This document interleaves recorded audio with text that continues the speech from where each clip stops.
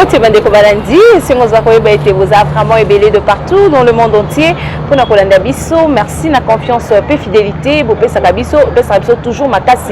Il y a que évoluer bongo, Moussa Nabiso, na grand lisolo, Yamko Nalelo, Torobeta Lisolo, na fils Moukoko, le gardien du temple avec lui Torobeta actualité politique. Bonjour, moi Namboka fils Moukoko, gardien du temple. Bonjour Vanessa, moi ça Pende. Bonne santé. Ouais, santé ça bien. Na système car va tembe na Thomson quoi. Mais le c'est un plaisir na monozo ya véhiculer na bi ba définition lisusu parce que ba mais ça n'a toujours que défi ça yo mituka. Te na défa ya la na cadre de propagande. Ba combattant moi moral et kitaki il fallait ga tant que muto mais ma moral na défa car na idée que na ebisa baron ke basa la calme mokonza osela biso bikam. OK. Miracle ya kana ngonga nango. Lelo so défi. Lelo sko ezavuma aussi na béton fati a pesi. Au moins yango eza sans plaque. OK. Donc ezavuma sans plaque mokonza pesinga na longwata na ba moto ko ba genre ba costume ba ta diaspora ba tindela nga likola moto e simbate. Na remercier pe ba ta diaspora pour bazo lembanga te. Mokonza pesi vume loko wana donc wana na kosaka mais vumeza yanga moko na remercier une faute avouée ta moitié pardonné oui to banga lelo lobi to mona o azongisa ekolo nango ko nango wana yanga moko dans yanga moko ni kanda tout fils moko mama dans la même équipe nanga ABT ba ange de la démocratie ba mama Bibiana ba madame Véro donc bon wana remercier mokonza mboka siyo na béton na remercier au balobi directeur à cabinet Guylaine Yembo pour faciliter quoi donc merci beaucoup Mokonzambo Kamabende 0. OK, merci beaucoup fils Mukoko. Tu as essayé éruption volcanique 15 morts plus tremblement de terre na minute amukeli lobano ezanimi par rapport non. Ouais, 15 morts d'abord mes condoléances na ba famille au ba père de ba tout côté à est mes condoléances eloko et salami ezakaka o balobaka manque ya nini prévention quoi eza makamu déjà ba spécialiste ba santa kango mais sikoyo et salami ndenge salami wana donc tokolobaka ke eza manque ya nini eza manque ya o balobi prévention. Okay. Na tant que gardien du temple, tant que gardien du c'est SIGA, secrétaire général ABT. Ah OK. Tant que gardien du temple balobi il y a de la démocratie. Nazo lancer appel na ba congolais tout. Les intégrer na Facebook, je suis FARDC. Je suis Goma. Et là-bas à moi bien, au leki na permanence à UDPS, au tiki yango na idée ba sala ba koli ba tindela ba sinistré wana mais gardez du temps tout le monde a eu l'ami mais ça na terrain mais au lembi si mon muke au sali marche monter pour nous soutenir FARDC bon marche à soutenir FARDC eza o babengi en préparation. OK. Na ba konza parti quoi donc c'est ça soutien parti nini UDPS gakati. Parce que pour nos côtes ratés on a tout kuna na côte raté ça ben intolérance. OK. Na sina lobango ponga na se déclara candidat après Fati mais toza bandeko to arranger donc na minute yo nazo ebsala na batuke tozo soutenir ba FARDC to soutenir pe bandeko na biso ba victime côté ya Goma. Oui, évolution siko ya état de siège siko yo mona ngode évolution état de siège. État de siège eza parmi ba mesures déjà na ko ba mesures salvatrices au gouvernement ba warrior bazui malgré ngai na structure nanga totie na gouvernement sous réserve basalika un mois tozo tala bango déjà premier acte ya état de siège et lobisi Kagame bateau ya ba mauvaise foi balinga que président pe akota na jeu ya Kagame mais président la kisika kazao ba lobi un fin diplomate ya on na zo benye prix Nobel à diplomatie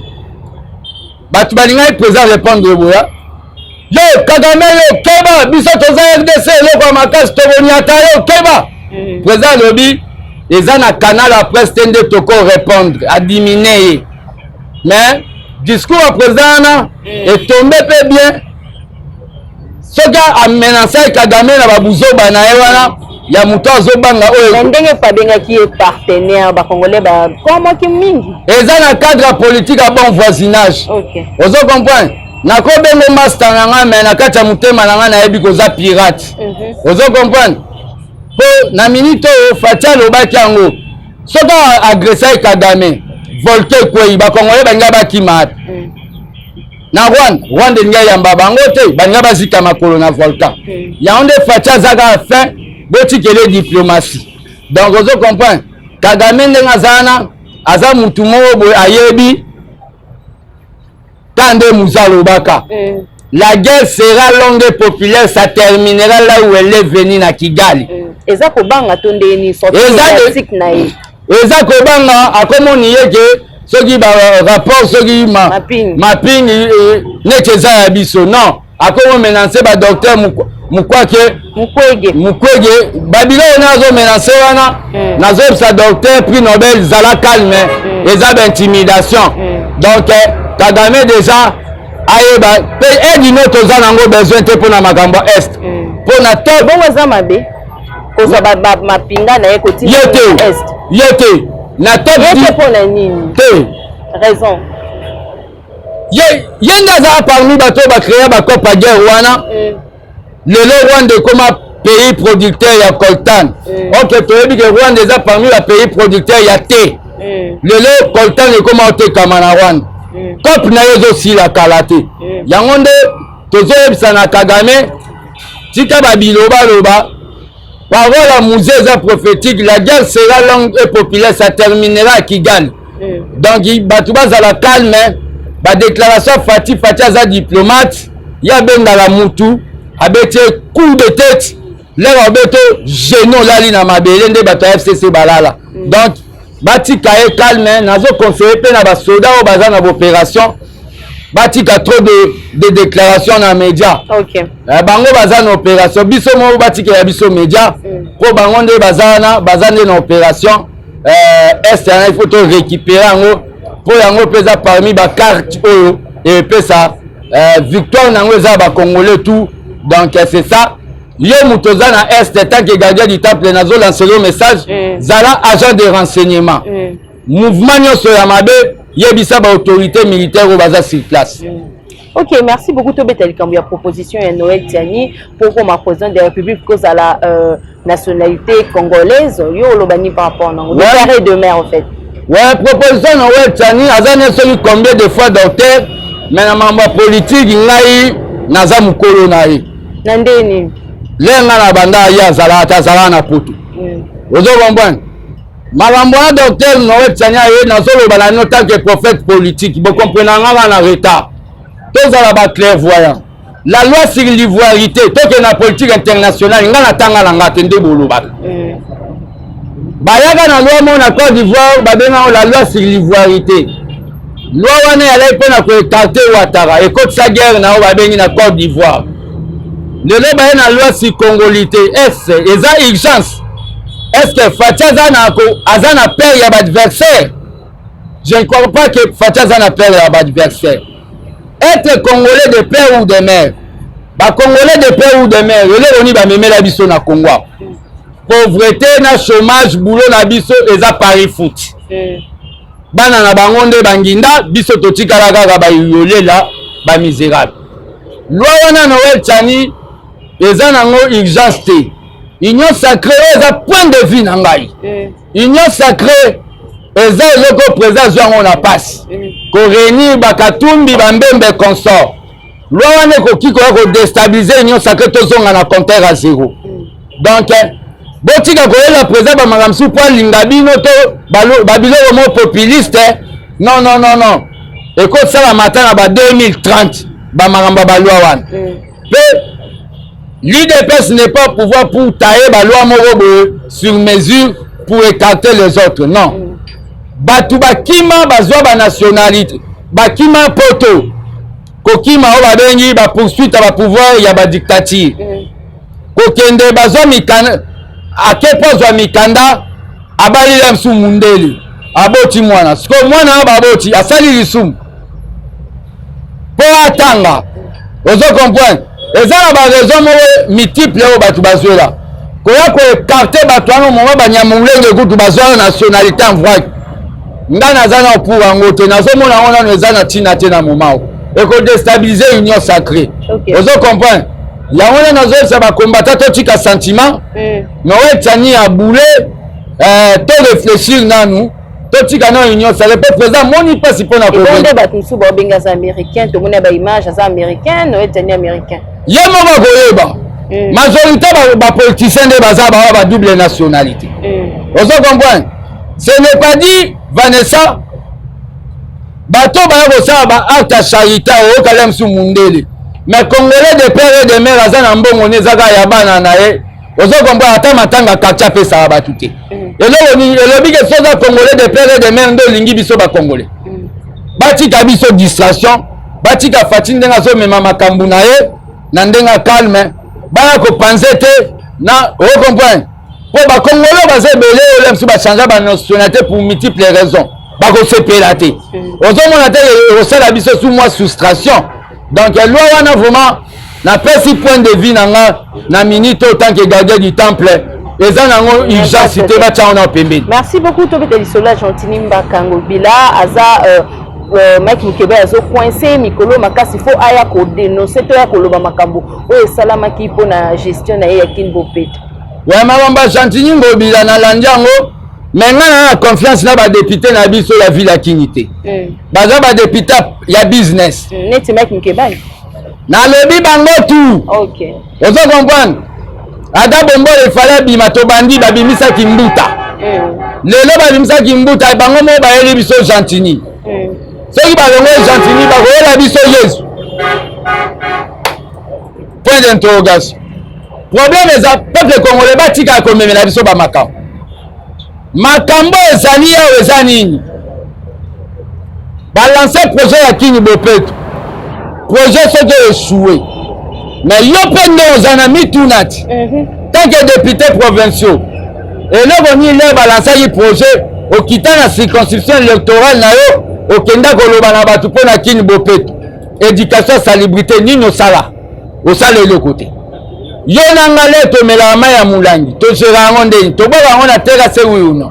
To boka na tera. Wana zolo ba pulimbo wa Gentini Ngobila tolo ba mamba so. Na zolo ba makambu po batu ba komi ko na ko memela peuple mambo belé. Oh man, Gentini ndenga zana na mona yega na TV ndenga ya wana. No bokuta na. Ndenga uta yumbi na ngamona na ngai. Le problème ali na minute onde bazolo ba wana. To gera ba makambu. L'église oleba te ya batu salubrité. Bopeto l'église ba hotel ya batu ke yezo atambola yi likolo amai. Eza na impact ni lelo. Ba église pe baza ba responsable. Biso tout tozo ba responsable la salité. Système oyo tozala na oya salongo sela Mobutu et sila.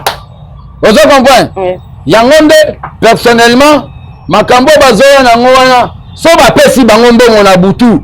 Même so ba lobi ke makambo ngo ya obenga ja. Siko fils ngoko yosa pour ou contre que Gentini Ngobila alongwa na balongola oza pour ou contre yango. Balongola mboke zo tambola bien propreté za partout.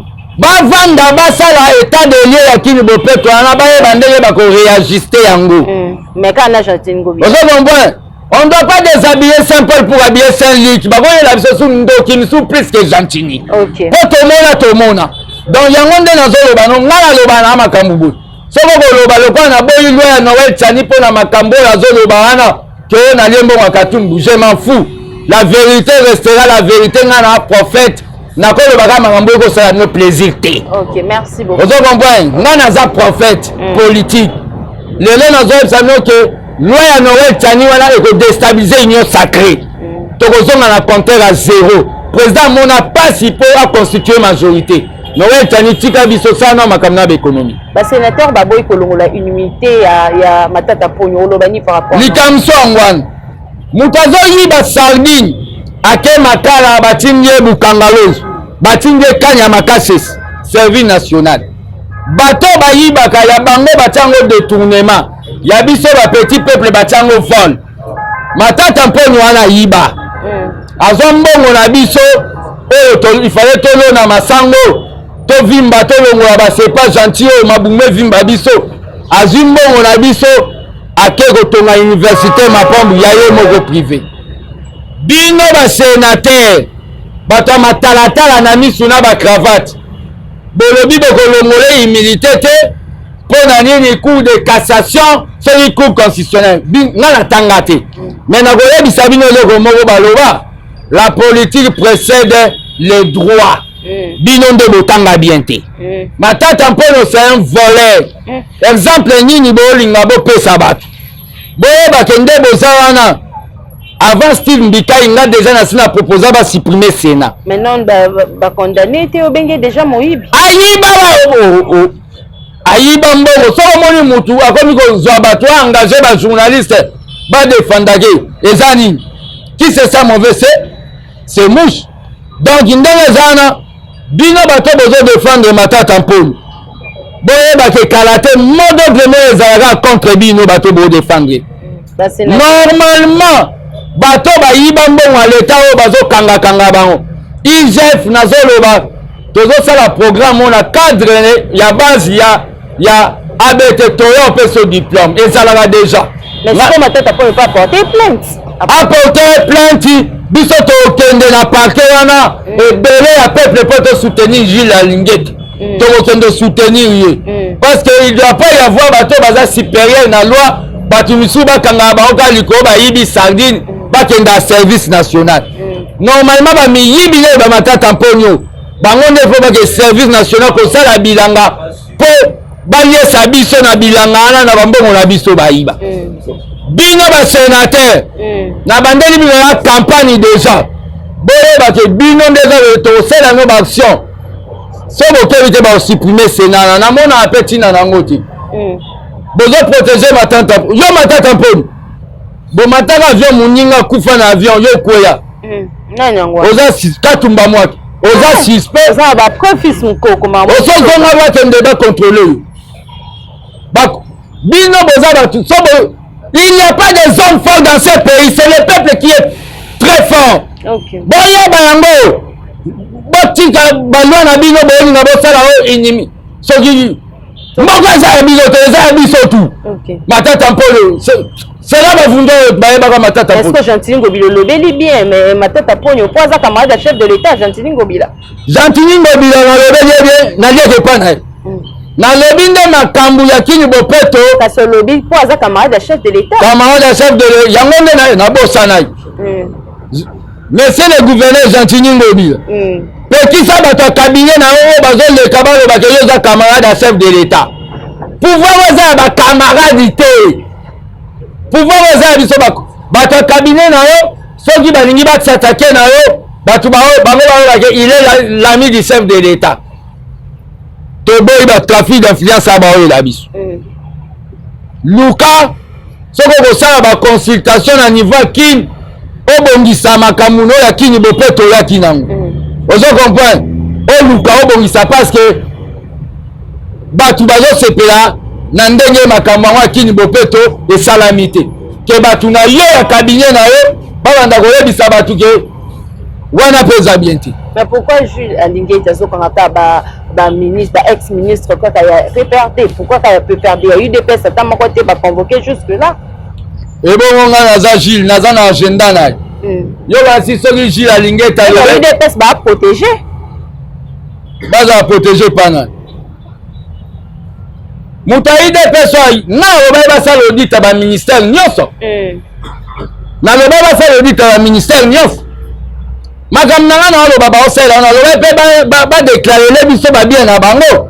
Premier ministre déjà kenda ga ko déclarer ba bien na e. Soko yobo za na basi 4 lokola sapatu 4 ndaku 4 bana ndundu. Kendo déclarer bango kuna ke ozalaka na bango. To boyi to ya omona o otongi mbamo immeuble momba mo te. Ba déclarer les biso ba biloko na bino na cadre. Donc soki mutayi de pesa yiba tu serais la biso le peuple d'abord. So kenda una poko ma nouveau riche. So bakangi yo.